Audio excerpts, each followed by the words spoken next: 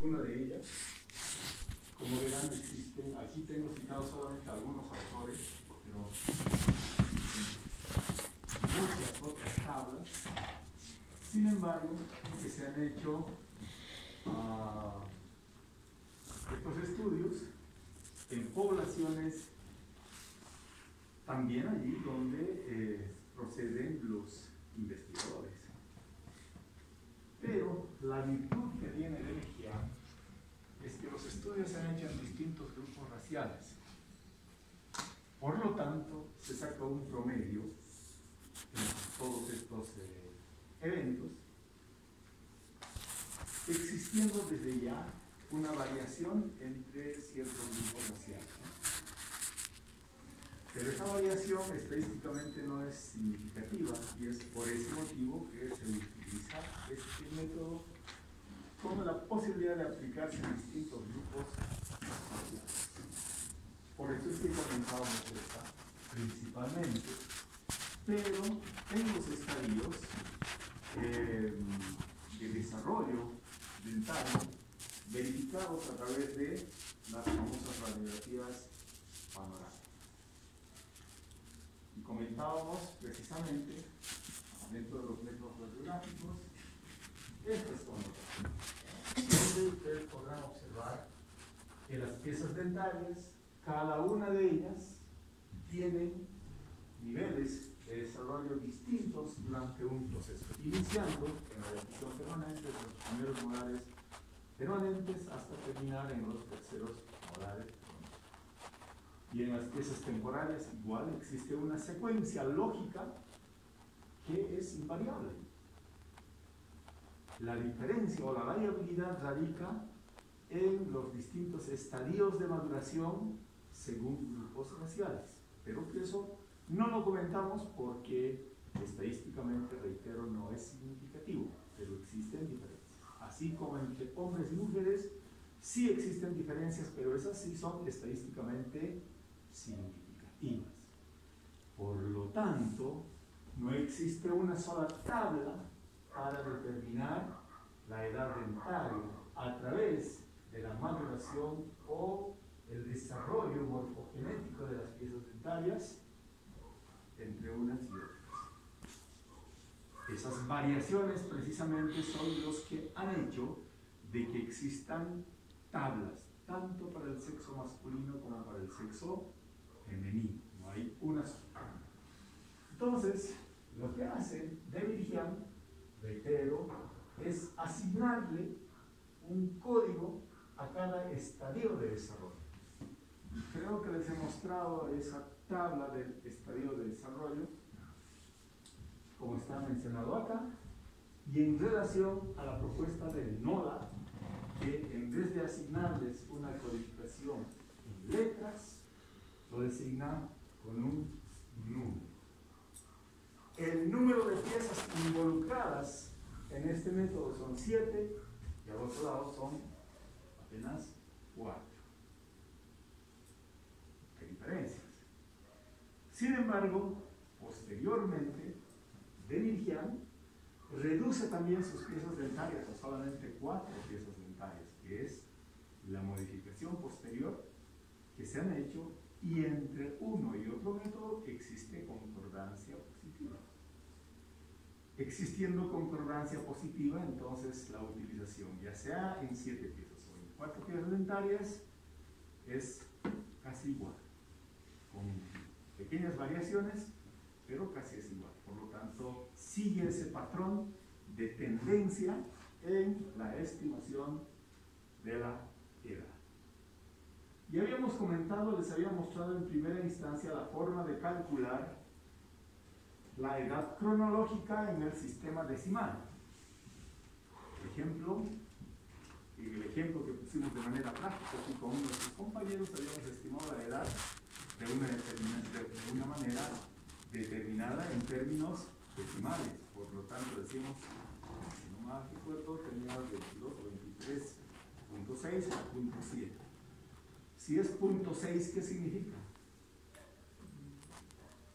O si es 0.5, a la mitad.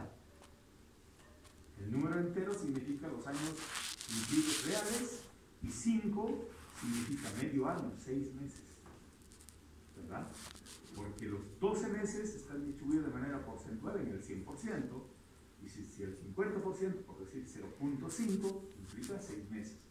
Y así sucesivamente. Esa es la forma. Pero además, esta forma de estimación me especifica la edad dental en términos de variable cuantitativa continua hasta 2 decimales. Por lo tanto, puede ser 20 años, punto 52. 50. Entonces, es preciso. Esa es la edad precisa. En cambio, la edad redondeada, ¿no es cierto?, no es precisa porque existe una variación aproximadamente cerca a los 12 meses o un año de diferencia. Y ese dato, ¿no es cierto?, pierde precisión. Ahora bien, ustedes deben recordar que antiguamente las placas radiográficas que tomaban, y aún se siguen tomando, el sistema analógico y el sistema digital, los datos que colocan ahí son el nombre del paciente, el sexo y la edad. Pero esa edad está aparentemente en años cumplidos porque nunca establecen fracciones. Dice 6 años, 7 años, 8, 9, etcétera, expresados en números enteros. Por lo tanto, supongo que esa edad que colocan grabada en la placa radiográfica se refiere a aquello que ha expresado el paciente o el apoderado. Por lo tanto, es impreciso. Y para ese motivo, una de las tareas esenciales, en primer lugar, era tener a un grupo experto de personas en la interpretación radiográfica y clasificarlos por edades hasta un decimal. Esta era una de las tareas antiguas. Por suerte, en la actualidad, así no estén impresas en la radiografía, por lo menos registran la fecha de nacimiento. Y a través de la fecha de nacimiento y la fecha en el que se toma la placa radiográfica, se estima tranquilamente la edad cronológica. Y lo que se espera es buscar la concordancia entre la edad dental y la edad cronológica.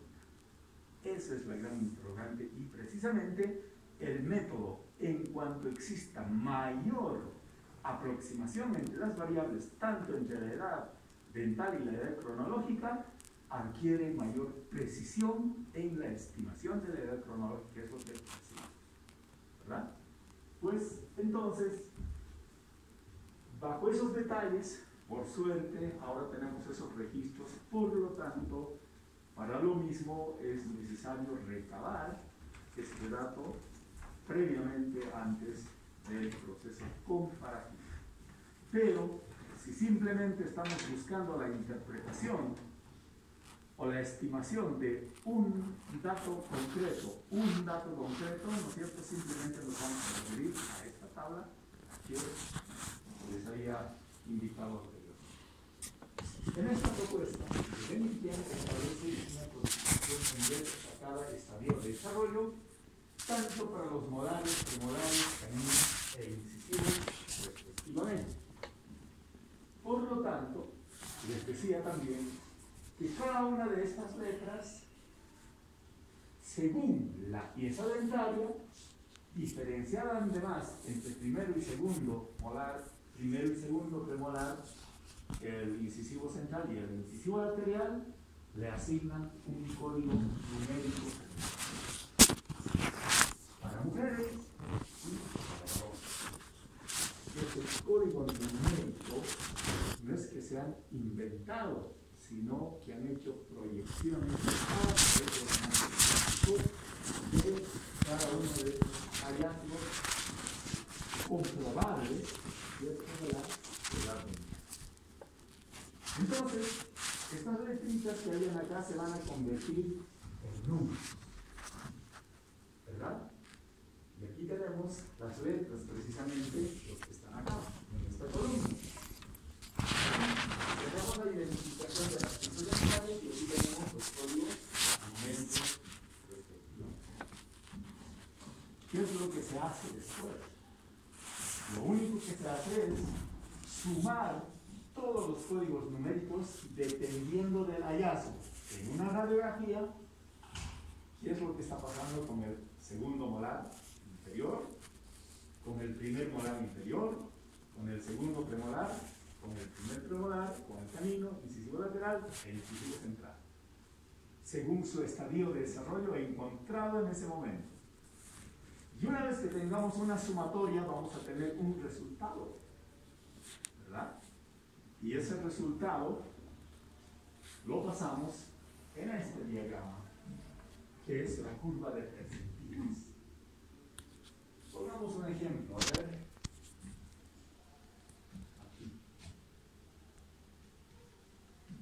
Aquí tenemos 10, 20, 30, 40, 50 hasta el 100. Por eso se llama percentiles, es en términos porcentuales. Pongámosle aquí 30, 40 y 50, 45. Digamos que la sumatoria, ¿no es cierto?, me ha dado 45. Entonces yo me voy a esta tablita 45 y voy a ver siempre la línea central de estas curvas. ¿Por qué el punto central? Porque este dato significa que el 50% están por encima los datos y el otro 50% están por debajo. Por lo tanto, es el término central este dato. Entonces, yo me voy acá, ¿no es cierto?, para buscar la línea de coincidencia, ¿no es cierto? Hemos dicho aquí 40.5, fíjense acá, intersecta, y bajamos, y aproximadamente tiene 6 años. Veamos acá, ¿dónde está?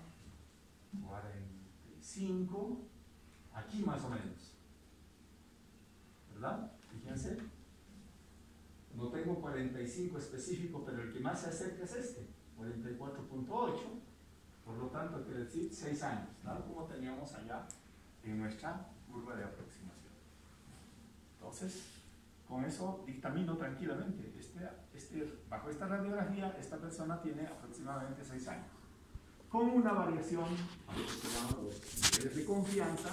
Los niveles de confianza pueden ser mediante el simple estadístico que se llama desviación estándar, más menos. Entonces, más cuántos puntos arriba, más cuántos puntos para abajo. Y esa es la precisión, basados en este método. Entonces, la única discusión para nuestro medio sería cuál será la real secuencia de erupción de las piezas dentarias en nuestro medio, reconociendo nuestros orígenes indoamericanos, para tener tablas específicas. Probablemente sea más preciso todavía, ¿no? Porque aquí se han juntado europoides, negroides y mongoloides. Nosotros nos asociamos a los mongoloides porque antes que lleguen los españoles a nuestro territorio, pues mediante el efecto de Bering, es una teoría comprobada, han tenido que pasar los asiáticos para poblar, para tener un cierto mestizaje con los aborígenes americanos. Y de ese modo los rasgos son similares. Por lo tanto, en los otros estudios de dientes en pala, por ejemplo, son típicos, ¿no? Entonces la teoría está conformada bajo los preceptos epigenéticos en los estudios antropológicos. Por lo tanto, es significativo. Y por ese motivo es uno de los métodos que tiene mayor aproximación en la estimación. Con eso no quiero decir que el método de Nola no sea malo, ¿no es cierto? Además, también se han hecho estudios comparativos entre varios métodos. El método de Nola, el método de Demikian, el método de Smiler, etcétera, etcétera. Varios métodos y los han comparado estadísticamente cuáles eran más precisos. Pero se ha encontrado de que cierto método era adecuado para estimar la edad en varones y cierto método para mujeres. con mayor precisión en nuestro medio. Pero además también se ha podido comprobar para ciertos grupos etarios. Hay métodos que son precisos para un rango de edad y otros para otro rango de edad y así sucesivamente. Entonces, para saber y elegir con exactitud qué método vamos a utilizar, ante una pregunta de un juez, cuando me pregunte qué edad voy a estimar, tengo que sustentarme teóricamente, además, en las revisiones bibliográficas o las revisiones sistemáticas, inclusive con el metaanálisis, para tener una precisión en mi dictamen. Ese es el trabajo del perito. Tiene que dictaminar, ¿no es cierto?, con cierta contundencia los hallazgos que le han preguntado. No puede decir simplemente parece que tiene 7 años, parece que tiene 10 años, ¿no es cierto? No es así, sino tiene que estar fundado estadísticamente, respaldado más bien mediante el análisis estadístico respectivo. Pero también comentábamos de que estos métodos, si bien se refieren a los estadios de maduración y desarrollo dentario, pues tiene sus límites. Comenzamos a cierta edad con la dentición temporaria, luego pasamos a una dentición mixta donde se mezclan tanto las piezas temporales como las piezas permanentes en su permanencia, y también el proceso de reabsorción radicular de las piezas temporarias hasta cierto punto, hasta la erupción de los terceros molares permanentes. Y luego para adelante ya no tuviéramos más, porque ahí termina el ciclo del desarrollo. Y estos métodos están basados en bajo ese precepto. Entonces, lo que se tiene que recurrir es a otros métodos para la estimación en la dentición, en personas adultas, que se refieren a partir de la culminación del tercer molar para arriba. Y este es otro de los métodos propuesto por Lamendin-Ubelager. Son dos autores en realidad que se asocian. Ha comenzado Lamendin, pero han ido mejorando paulatinamente. Para aquello utilizan 3 variables, ¿no? Primero, la altura de la translucidez radicular, la periodontosis y el diámetro radicular, ¿no es cierto?, entendido desde el ápice hasta el cuello dentario, siempre medido por el lado vestibular. Bajo esos 3 criterios también se puede determinar la edad estimada, pero con variaciones que son también importantes. En este caso estamos hablando de una pieza dental, en este caso generalmente los incisivos se favorecen, ¿verdad? Entonces, si tenemos hallazgos, con suerte sí se puede a partir de estos elementos hacer estas estimaciones. Para aquello, como son todas medidas, el mejor instrumento para medir aquello es el calibrador de Bernoulli, o el famoso pie de rey, o el famoso simplemente calibrador digital, que me expresa la longitud hasta en 3 o 4 decimales inclusive, ya sea en pulgadas o en centímetros, ¿no?, o en milímetros, depende de la programación. Por lo tanto, con este instrumento hay que hacer las mediciones, ¿cierto? Y pues, no solamente eso, para otras encuestas también nosotros siempre hemos utilizado este famoso calibrador. Antes existían solamente los calibradores mecánicos y también existe un pequeño ejercicio estadístico, un pequeño ejercicio matemático, ¿no es cierto?, para establecer las mediciones hasta en fracciones de milímetros. Pero conlleva otra tareita diferente. En cambio, con el digital directamente se copia el número exacto, ¿no? Entonces, bueno, estos son los instrumentos y ese es el fundamento de este método también. Pero hasta ahí hemos comentado para la estimación de la edad. Pero estoy hablando solamente en términos odontológicos, estomatológicos. Porque la ciencia médica o la antropología forense médica también utilizan otros huesos realmente invariables, el fémur, por ejemplo, y la tibia, que son los huesos largos, patrones o indicadores patrones para estimar la estatura de las personas, pero para la edad tenemos los puntos de osificación, los puntos de cierre de las suturas, etcétera, etcétera. También existen otros parámetros. Por lo tanto, en una investigación forense no solamente se utiliza la odontología, pues, se utilizan todos los otros métodos que corresponden a otras especialidades o otras áreas del conocimiento que sumados van a dar mayor precisión a este tipo de estimación. Lo propio ocurre con la determinación del sexo. Existen muchos otros métodos de otras áreas de la ciencia médica forense que también tienen aspectos específicos para determinar el sexo, desde laboratoriales y macroscópicos. Ahora no estamos refiriendo nada más al macroscópico, en cambio el laboratorial es invariable, no hay dónde perderse. Eso sí nos da una precisión del 99.9%.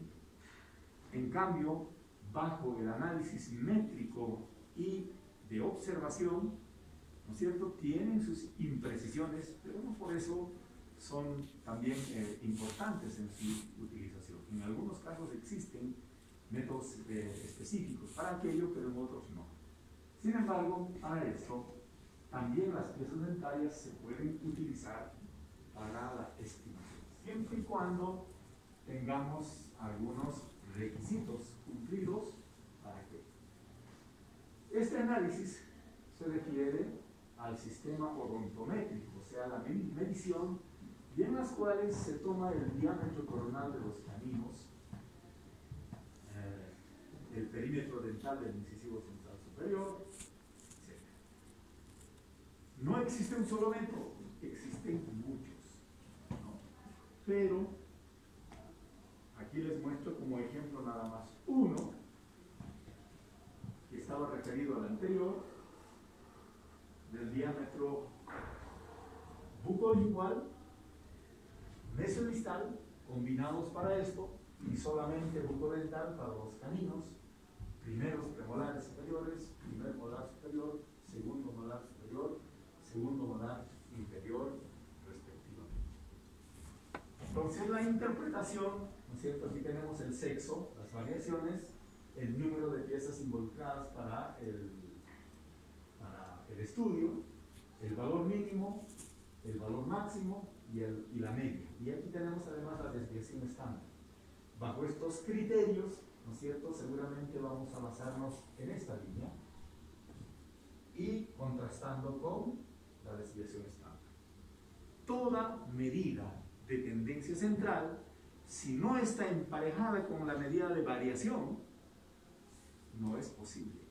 La potencia, el valor de la media solamente se establece bajo la interpretación de la desviación o en cuanto se alejan los datos respecto a la media. Por eso es importante para la interpretación tomar en consideración siempre la media y la desviación estándar respectivamente, para saber la significación y la potencia del dato, ¿no? Entonces, como verán, según el dato que vayamos a encontrar, estas medidas nos va a indicar si se trata del sexo femenino o del sexo masculino a partir de aquello. Pero además, no solamente con una pieza dentaria nos vamos a ocupar, sino con las piezas indicadoras que están mencionadas ahí según este método.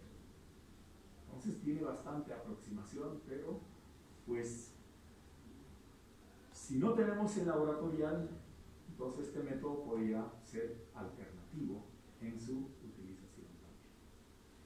Pero no solamente eso, también se han hecho los estudios en maxilares. Para aquello depende de la angulación, de la longitud, desde la parte más cuspidea de la pieza dentaria hasta el cuello, ¿no es cierto?, hasta la unión amerocementaria, ¿no es cierto?, son mediciones que se toman en cuenta para determinar el número de sexo. para eso existen tablas, para medir las angulaciones, o reglas especiales, o escuadras especiales, ¿no? Como para hacer la craneometría, existe un escalímetro, entonces, mediante una bisagra como una especie de transportador, nos determina el ángulo. Y bajo esos criterios también se pueden hacer estas estimaciones de los rasgos sexuales al que pertenecerían estos fragmentos óseos directamente, ¿no? Pero además la ciencia ha avanzado tanto que ahora se utilizan ya no esas mediciones directamente como tal, sino mediante un escáner, ¿no es cierto? Se determina y las medidas salen así como cuando les toman una ecografía, ¿no es cierto? Sale una imagen digital y en ellas se colocan los puntos específicos y sale calculado las medidas. De igual manera aparecen ya las medidas, ¿no es cierto?, los que nos permiten determinar. Imagínense tomar el perímetro de una pieza dentaria si están adosadas frente o mediante las piezas vecinas, ¿no es cierto? Es muy complicado tomar esas medidas, pero bajo estos criterios de digitalización es más preciso aún, pero para eso existen estos recursos dentro de la ciencia forense que ha ido desarrollando también estas mediciones. La otra pregunta, siempre en la línea de la cuarteta básica de identificación, pues es la estimación de la talla de la persona. Para la estimación de la talla de la persona, pues de manera invariable la ciencia médica utiliza la longitud, ¿no es cierto?, con puntos específicos de medición en los huesos largos, principalmente en el fémur y la tibia, como decía anteriormente, ¿verdad? Porque para el otro también los mismos huesos se hacen los puntos de osificación, bueno, que eso lo hemos pasado ya anteriormente. Pero para la estimación de la edad, los recursos odontológicos, uno de ellos es el método de Carrera, donde toman medidas del arco y el radio cuerda, los mismos que se hacen en piezas dentarias, como son los incisivos centrales, laterales y el canino inferior. Ahora bien, también habíamos comentado que bajo la convención de Mónaco del orden antropológico se ha determinado que siempre debemos hacer las mediciones en el lado izquierdo, ¿verdad? Pero si no hubiera o hay alguna modificación en el lado izquierdo, se toma como segunda alternativa el del lado homólogo, o sea, del lado derecho. Por lo tanto, no hay mayor variación al respecto, aunque los autores reconocen de que existen variaciones desde muy pequeñas hasta muy grandes entre el desarrollo de nuestras partes. O sea, la mano derecha, por ejemplo, en relación a la mano izquierda, existen variaciones. ¿Lo sabían? En los ojos, en las fosas nasales, existen variaciones al lado derecho y al lado izquierdo. Entonces, alguien ha medido ya esas cosas, ¿no? Y esas variaciones también ya están preestablecidas. Pero, si no, las dimensiones estas específicas señaladas afectan de manera significativa en la fase comparativa o para la estimación de algo, tampoco existe mayor problema. Y estas dimensiones todas van a un ejercicio simple matemático, ¿cierto? El arco y el radio, pero acá tenemos estas fórmulas para hacer el cálculo respectivo. Ahora me preguntarán ustedes, ¿de dónde sale este 6, este 3.1, 3.1416 por 10, etcétera? Todos estos se han hecho mediante modelos matemáticos, ¿no? Todos tienen un respaldo teórico. Es como si yo aplicaría la prueba del chi cuadrado para determinar algo, ¿no es cierto? Entonces me estoy refiriendo a la prueba como tal, ¿verdad? De esta manera voy a discutir porque estoy aplicando una prueba estadística concreta. Y de ese modo salen estos indicadores para hacerlo más fácil finalmente a la aplicación de una fórmula determinada. Así como nosotros sabemos las fórmulas para la concordancia que existe entre los datos revelados en un odontograma, ¿no es cierto? Con todos los datos de un odontograma, podemos establecer las similitudes y las concordancias y discordancias que existen entre uno y otro dato. Para eso también ingresa la estadística, porque solamente el estudio hecho en un grupo poblacional que ha demostrado estadísticamente una significancia y un nivel de confianza determinado para saber cuál es la línea de concordancia establecida bajo la prueba estadística respectiva. Consecuentemente, esos datos ya son muy poco discutidos, porque se convierten en parámetros para comparar posteriormente. Y finalmente, a partir de los caracteres profesionales o patológicos, o más bien a los hallazgos que encontráramos en los restos, ya sean maxilares superiores o inferiores o las piezas dentarias, estas modificaciones, tanto como cicatrices, tatuajes, algunos vicios de deformación por uso habitual de algún instrumento o aspectos patológicos que hayan dejado señales inequívocas de un proceso patológico en el tejido óseo, nos permiten determinar estos caracteres profesionales y patológicos. Fíjense este hallazgo. Como allá tenemos los procesos patológicos, ustedes ya los conocen muy bien, ¿no? Hay infecciones periapicales principalmente, que han dejado señales también en los huesos. Por lo tanto, estos hallazgos pueden ser analizados e investigados y poder saber cuál es el estado de salud antes de haber fallecido esta persona, ¿no?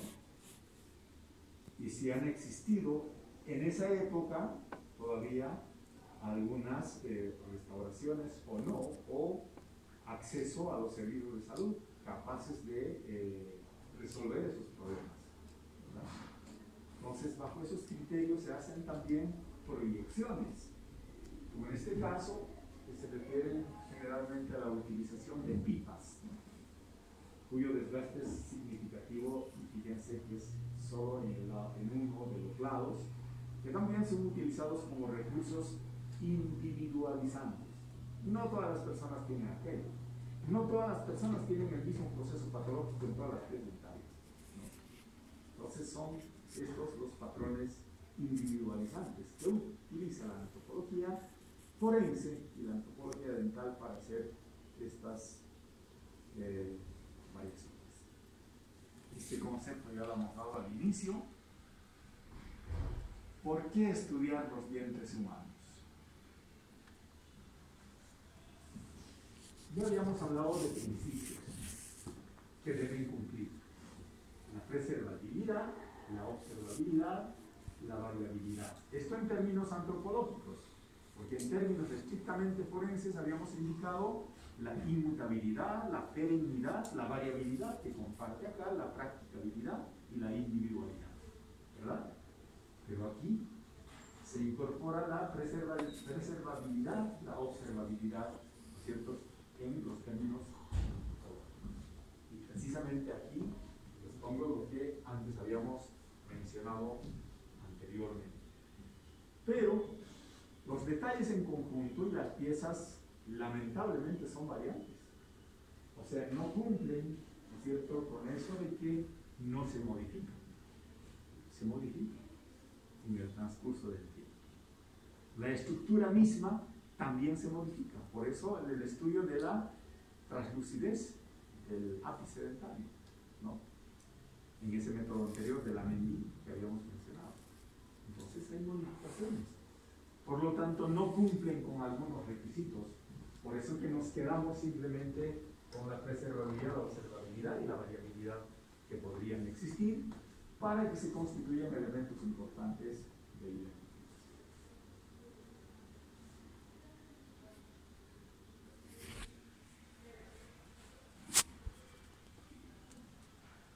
entonces, pues, si esos son los rasgos, lo que interesa es la morfología dental, pues, la forma. Entonces, tenemos dos variantes para la morfología y la metría.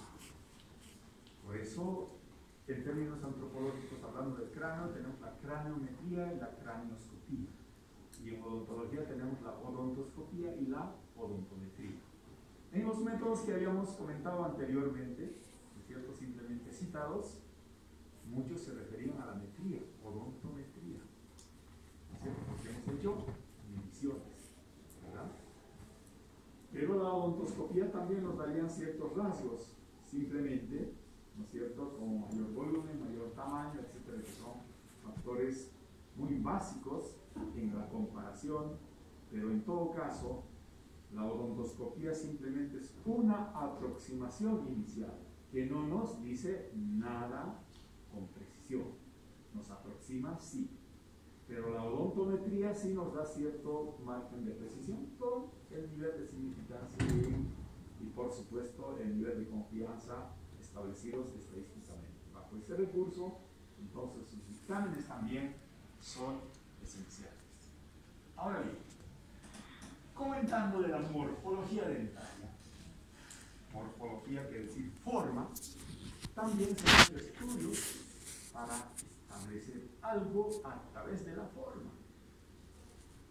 Entonces, estas formas nos definen muchos rasgos que generalmente definen la afinidad racial. Si bien a estas alturas no podíamos hablar de razas puras, pero existen grandes grupos ya clasificados y reconocidos como ser los europoides, los negroides y los mongoloides. ¿Dónde están los indoamericanos también? En otras palabras, nosotros. Bajo esos criterios, estas afinidades se han dado y se han podido demostrar a través de la morfología dental. Y para aquello también existen piezas índices. Aquellos que permanecen estables de acuerdo a los parámetros evolutivos. ¿Qué quiere decir? Que con el tiempo no se modifican mucho, pero hay otros que se modifican mucho. Y ustedes deben saber, terceros molares, ¿son variables o no son variables? Pues sí. Tienen formas caprichosas entre una y otra persona, etcétera. Son que se modifican. Y además, se tiene preestablecido de que antes teníamos el cuarto molar, ¿no? Pero a través del tiempo ha ido desapareciendo y ahora nos quedamos con el tercer molar. Pero hay un grupo racial que aún mantiene esa probabilidad de cuarto molar, por ejemplo. Pero bajo esa tendencia se estima de que en el futuro inclusive van a desaparecer los terceros molares. Esa es la proyección. Entonces, eso es una parte.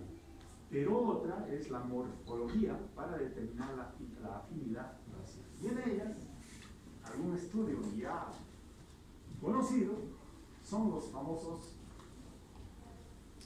dientes en par. ¿Qué les voy a comentar en la próxima clase? No todos tienen esta forma de pieza dental, ¿no? Pertenece a cierto grupo racial. Entonces, si encontramos una pieza dentaria con ciertas características, ya nos está determinando un perfil de afinidad racial, ¿no? Entonces, de eso voy a comentar la próxima clase, ¿ok? Ya estamos